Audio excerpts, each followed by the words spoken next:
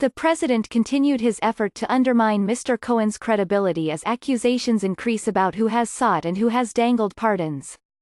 President Trump claimed on Friday that his former personal lawyer and fixer, Michael D. Cohen, directly asked him for a pardon, a sharp escalation of a fight over the veracity of Mr. Cohen's testimony last week to the House Oversight and Reform Committee.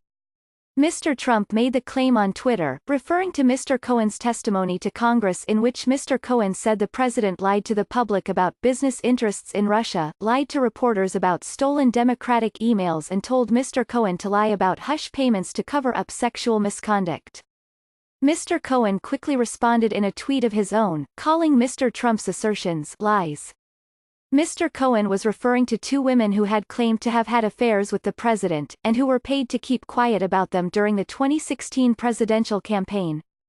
The exchange was the latest example of how the potential for pardons, whether hinted at by Mr. Trump and his team or sought after by people caught up in the investigations swirling around him, has become a more public flashpoint. The question of whether Mr. Cohen sought a pardon has been a subject of contention since his testimony last week, when he said under oath that he had never sought one. His current lawyer, Lanny J. Davis, acknowledged this week that Mr. Cohen's previous lawyer had inquired about a pardon soon after the FBI searched Mr. Cohen's home and office in April 2018. But Mr. Davis said that inquiry came about because the president's team had dangled the possibility of one in implicit statements. Mr. Cohen has told associates that the signals from Mr. Trump about a pardon date back more than a year, soon after Mr. Cohen had publicly disclosed making what he said at the time were unreimbursed payments out of his own pocket in 2016 to Stormy Daniels, a pornographic film star who had claimed to have had an affair with the president a decade earlier.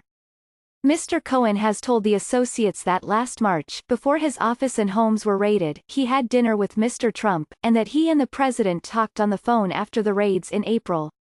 After those conversations, Mr. Cohen told the associates that he anticipated he would be given a pardon or some form of protection if he would remain silent about having been reimbursed by Mr. Trump for making the payments, according to people told of the discussions.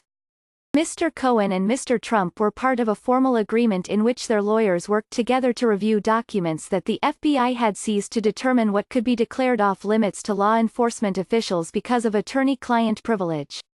But that joint effort ended in July 2018, as Mr. Trump's aides balked at paying parts of Mr. Cohen's legal bills. The exchange between the two men on Friday highlighted the stakes for both in establishing whether Mr. Cohen was credible in the accusations he has made against the president in his congressional testimony and in providing information to federal prosecutors. Republicans and Mr. Trump's allies have noted that in the testimony he said he had never sought a pardon. At the same time, Mr. Trump has often said things that are not true, including statements related to his knowledge of the payments to Ms. Daniels. The questions about the credibility of Mr. Cohen's public testimony stands in contrast with how some prosecutors working with him have described him. A memo to the federal court judge overseeing Mr. Cohen's case in Manhattan from the Office of the Special Counsel, Robert S. Mueller III, said that Mr. Cohen had been truthful and provided useful information in connection with their work. Federal prosecutors in Manhattan were more questioning about the timing and motivation for Mr. Cohen's help, but they also have used information he provided that they were able to corroborate.